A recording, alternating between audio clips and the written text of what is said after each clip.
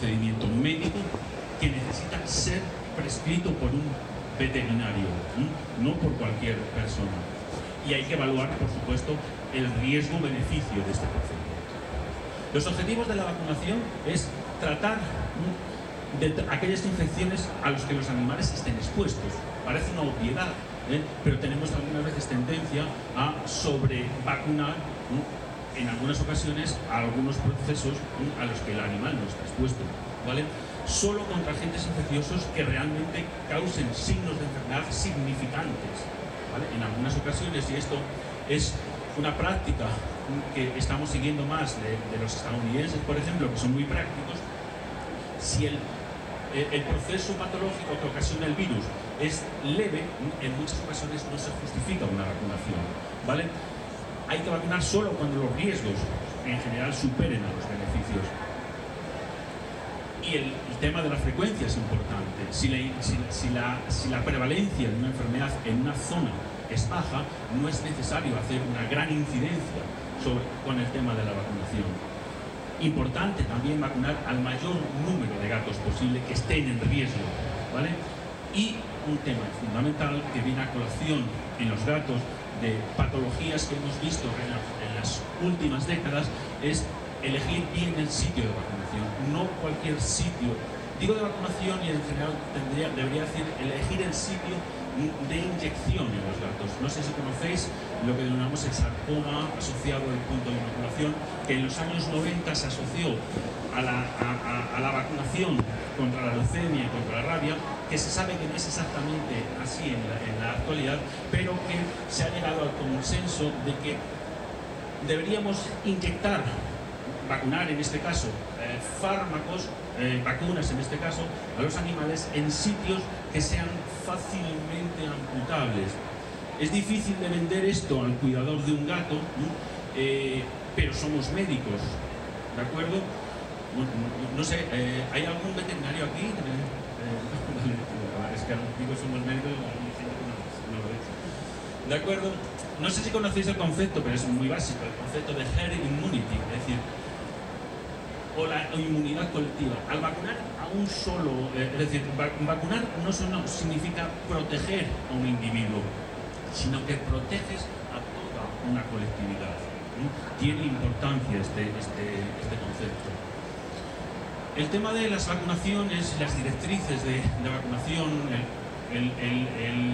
contra qué agentes infecciosos vacunar, cuándo vacunar, cómo vacunar, no es una cosa que se nos ocurra de forma individual a nosotros porque nos creemos los más listos, sino que hay una serie de paneles, de paneles internacionales de expertos que se reúnen y hablan sobre enfermedades infecciosas, felinas en este caso, y dan unas recomendaciones específicas en base a estudios clínicos, científicos, que hacen que las recomendaciones tengan un grado de evidencia científica de lo más alto posible. Asociaciones como la AFP, que es la Asociación Americana de Veterinarios Felinos, la ABSABA, la ABCD, que es más europea, todos esos paneles de expertos constantemente están innovando en los estudios para hacernos las mejores recomendaciones posibles. En función de la prevalencia, es decir, de la cantidad de enfermedad que hay en un territorio determinado, se hacen unas necesidades de vacunación y clasificamos a las vacunas en vacunas esenciales, es decir, aquellas que en la mayoría de los territorios son esenciales, como la de la panleucopenia, el calicivirus y el herpesvirus felino, y vacunas que no son tan esenciales, dependiendo de algunos factores, como por ejemplo la legislación para eso, en la rabia, la leucemia infecciosa felina en función de la prevalencia que haya de la enfermedad en ese territorio. Los tipos de vacunas que tenemos en el mercado suelen ser vacunas vivas, es decir, con un microorganismo que está vivo pero está atenuado, que tiene un gran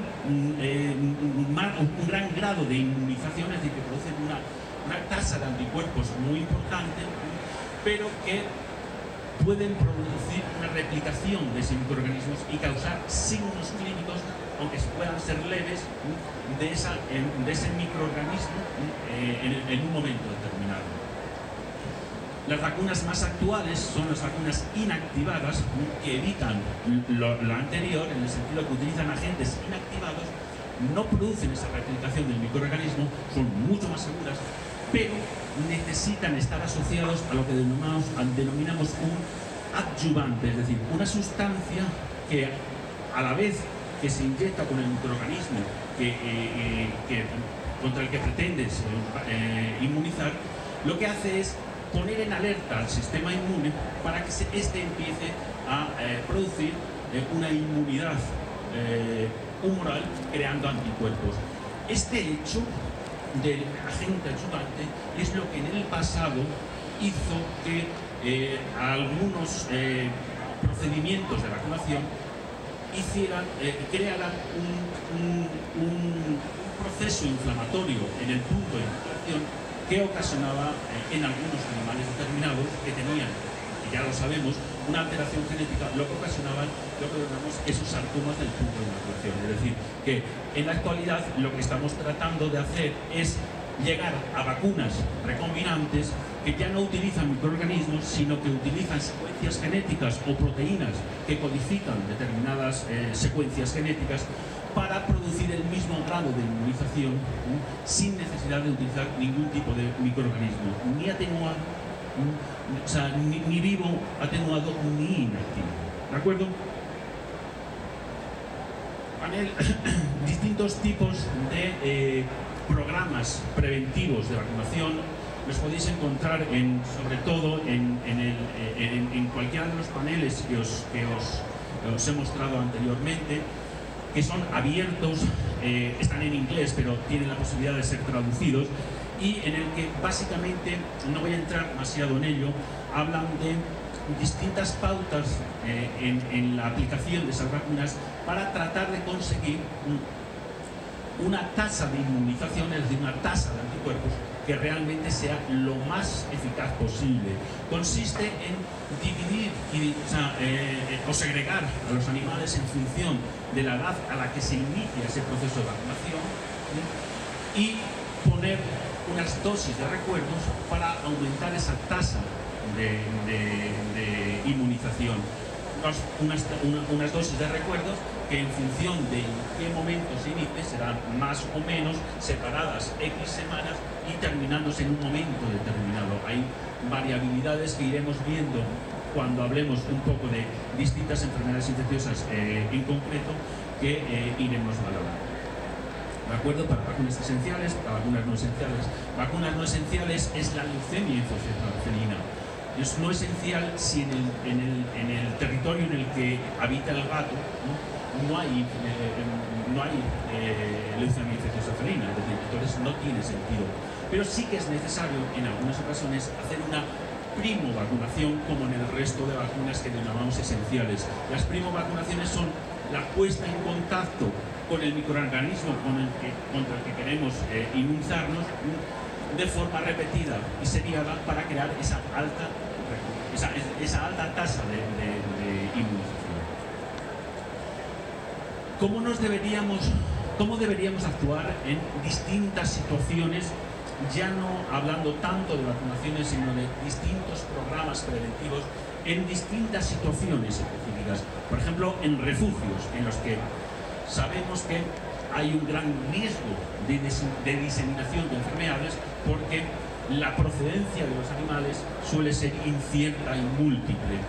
En esos sitios se necesitan hacer generalmente test rápidos de retrovirus, de leucemia y inmunodeficiencia felina, que son en general necesarios, ¿vale? Y que suelen ser necesarios repetir en el momento que un gato salga adoptado. Se recomienda en estos refugios siempre vacunar contra enfermedades infecciosas que están recomendadas como vacunas esenciales, ¿de acuerdo? Las vacunas no esenciales, como la rabia, la leucemia, la rabia es una vacuna que depende de la legislación de cada territorio en concreto. La leucemia, de lo que os conté, la vacuna de clamidófila, por ejemplo, es una vacuna que Si la incidencia tampoco es demasiada, es una vacuna que está sujeta a la aparición de muchos efectos secundarios que en muchas ocasiones no justifica la vacunación y que en ocasiones es mejor hacer un tratamiento contra esa bacteria que un programa preventivo en general, ¿de acuerdo? El inicio de la vacunación debe ser en algunas situaciones rápido. Hay unas pautas para hacer la vacunación, unas pautas médicas que indican que los animales tienen que ser desparasitados, tienen que estar en perfectas condiciones de salud y en algunas ocasiones, si tenemos pensado o previsto que pueda haber un brote, por ejemplo, de panleucopenia infecciosa felina, que es una enfermedad bastante dramática, pues resulta que a lo mejor no tenemos tiempo y ante signos leves de enfermedad o en animales mucho más jóvenes, es necesario empezar a hacer una inmunización frente a ese hipotético brote, ¿de acuerdo? Entonces, tratar de ser un pelín más flexibles. Animales, por tanto, enfermos o menores que están en riesgo real de padecer una grave enfermedad infecciosa, quizás a lo mejor necesiten ser vacunados antes y tendremos que elegir vacunas pues, más seguras, como las recombinantes o las inactivadas. ¿Entendéis lo que significa el programa CES, los programas CES? ¿Todos? ¿Alguien no lo entiende? Vale. En los programas CES, en estos, los test rápidos de leucemia e inmunodeficiencia a priori son innecesarios porque son animales que vuelven a la colonia de donde salen, excepto en aquellas situaciones en las que es posible que sean animales dóciles y puedan ser adoptados. Pues en esos animales se utiliza una medicina individualizada en lugar de hacer una medicina pues, más colectiva que puede ser la del CES. Vacunaremos siempre que podamos, o la economía nos lo permita, de vacunas esenciales. Vacunar incluso animales desde las 2 o 3 semanas. Hay animales que son capturados para programas CES que son pequeños y no es el momento de hablar de ello, pero lo mismo que esterilizamos animales realmente pequeños, porque recomendamos para estos programas CES las esterilizaciones tempranas, también recomendamos en algunas ocasiones las vacunaciones tempranas con vacunas seguras, como habíamos hablado anteriormente, ¿de acuerdo?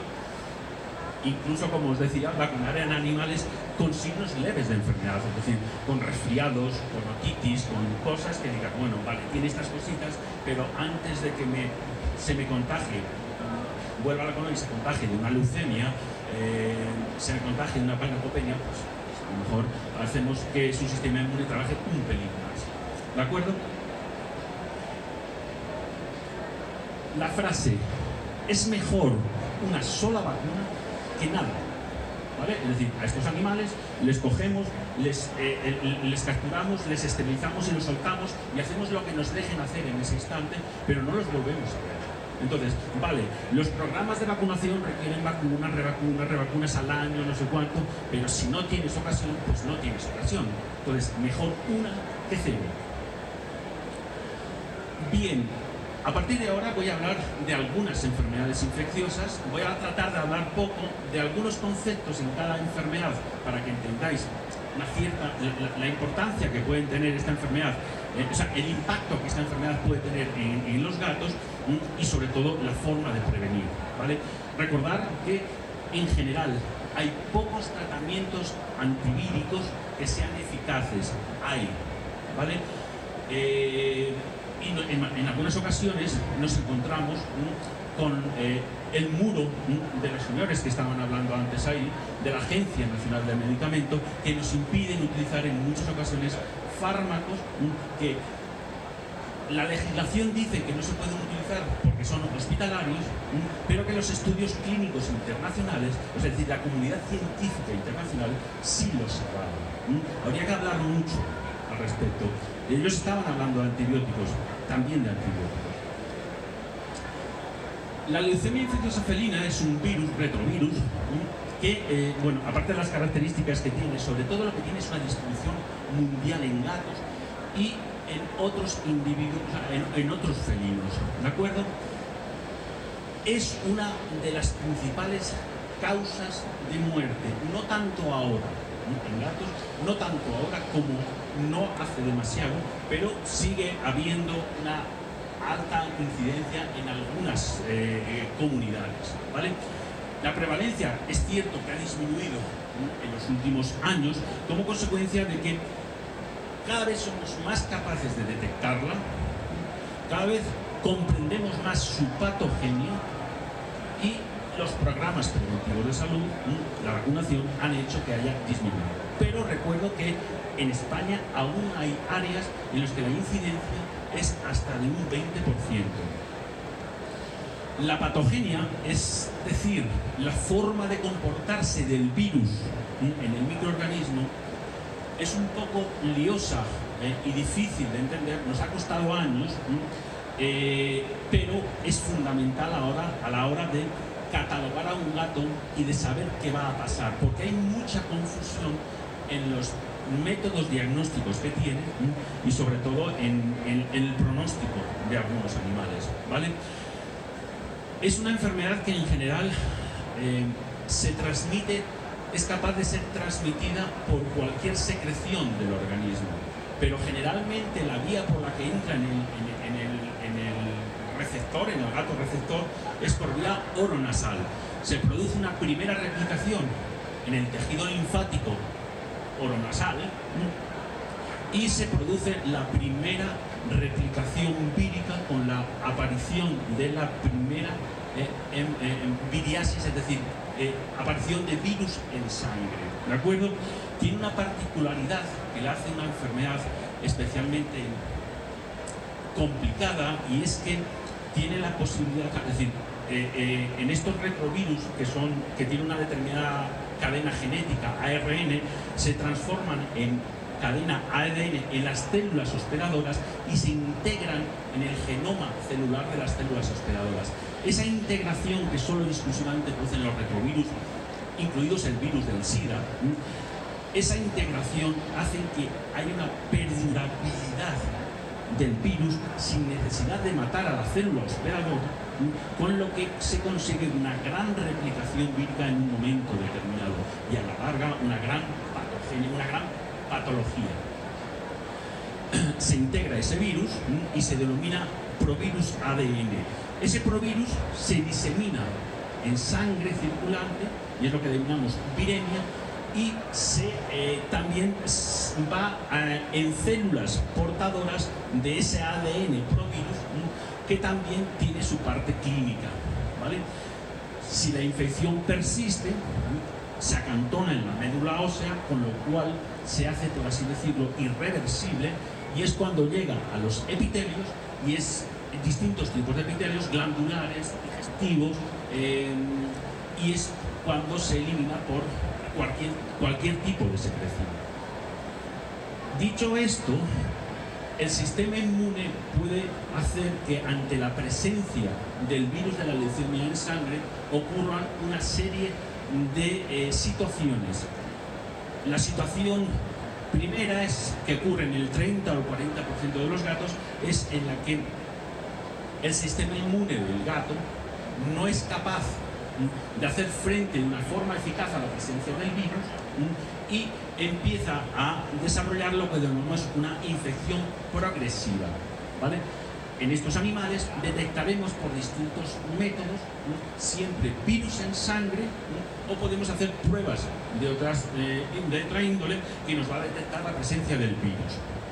Hay un porcentaje de animales que depende de en qué momento el animal se ha infectado o si tiene otras enfermedades, es decir, de la respuesta inmune del animal, en los que se produce una primera replicación vírica, y ante esa replicación vírica hay una respuesta del sistema inmune que es lo suficientemente eficaz para eliminar el virus de sangre circulante, pero no lo suficientemente eficaz para eliminar ese virus, ese provirus ADN de algunas células portadoras. Esos animales serán unos animales que se denominan con infección regresiva, que son animales que no van a tener la enfermedad infecciosa, no van a contagiar esa enfermedad, pero potencialmente ante situaciones específicas en las que el sistema inmune pueda verse comprometido, puede volver a replicarse. ¿Se entiende esto? Esto es clave, ¿vale? Y hay un porcentaje mucho más pequeño de animales que ante la primera replicación vírica el sistema inmune hace una respuesta de tanta eficacia que ni hay viremia ni hay células portadoras de ADN provirus, ¿de acuerdo? Entonces, no vamos a encontrar ningún rastro. Estos animales son realmente inmunocompetentes para la leucemia felina. Esta patogenia es la que nos ha costado años y años entender, y ha habido modificaciones sucesivas de cómo denominamos a estos animales. Pero es lo que explica en muchas ocasiones que tengamos conceptos como algunos test dan falsos positivos o algunos test dan falsos negativos, o es mejor un test de no sé cuál marca, o es mejor un test de determinada tecnología, o es mejor un PCR. Es decir, todas esas cosas son explicadas de acuerdo a esta patogenia. Tiene mucha importancia, ¿de acuerdo? Los signos clínicos principales son muchos, pero los podemos resumir básicamente en que produce tres grandes grupos de enfermedades la leucemia. Una anemia no regenerativa, sobre todo por una alteración en la médula ósea, es decir, y en órganos hematopoyéticos. Produce una inmunodepresión con la aparición de fenómenos infecciosos como consecuencia de esa abolición de la actividad del sistema inmune, y produce tumores. Un animal con leucemia tiene 6 veces más de probabilidades que un animal sin leucemia de tener cualquier tipo de tumores. La leucemia, sobre todo, representa, hace que el linfoma felino sea el más agresor. Otro retrovirus importante es el virus de la inmunodeficiencia felina. Tenemos la tendencia de que, aunque es un retrovirus, tenemos la tendencia a clasificarlo como similar a la leucemia, porque encima el soporte, o sea, es decir, el test diagnóstico fundamental, el ISA o inmunocromatográfico, tiene el mismo soporte, a identificarlos como similares, pero son totalmente distintos. Son totalmente distintos en algunas características de ellos. Hay, sobre todo, y digo esto porque tiene importancia, cierta importancia, y es que hay distintos subtipos de virus de la leucemia, en la que la mayoría de los subtipos son el A y el B, y hay una variación regional importante, teniendo en cuenta que en España y en Europa, sobre todo, tenemos el subtipo B. Esto hace que, no hablo de ello porque no es lo que toca, hace que, por ejemplo, hasta hace bien poco, las pruebas disponibles de PCR, por ejemplo, para el diagnóstico de la inmunodeficiencia, estaban desarrolladas sobre el subtipo A, con lo cual tenían una alta variabilidad de resultados. Es decir, para España y Europa no había una gran correlación entre los resultados y la realidad. La patogenia del virus de la inmunodeficiencia comparada con la leucemia es mucho más sencilla. Es una patogenia que es plana, es decir, siempre pasa lo mismo, siempre, y es una ventaja no para el gato, pero sí a la hora de diagnosticarlo. Hay una fase inicial de viremia aguda en la que el virus entra en el organismo, en el gato, por cualquier vía. Es decir, no es cierto, porque la principal vía de contagio es la sanguínea, salivar, es decir, virus en saliva llega a la sangre del receptor, y en cualquier zona en la que el animal se ha mordido, se produce una primera replicación en los ganglios linfáticos, en el bazo o en el timo, es decir, en órganos hematopoyéticos. Esa primera replicación dura unas 6 o 10 semanas para pasar posteriormente a una fase de latencia, es decir, una fase en la que hay una respuesta inmune que no es absoluta nunca, es parcial, pero que consigue que el animal en la mayoría de las ocasiones no tenga signos clínicos. Puede durar desde meses hasta el resto de la vida del gato.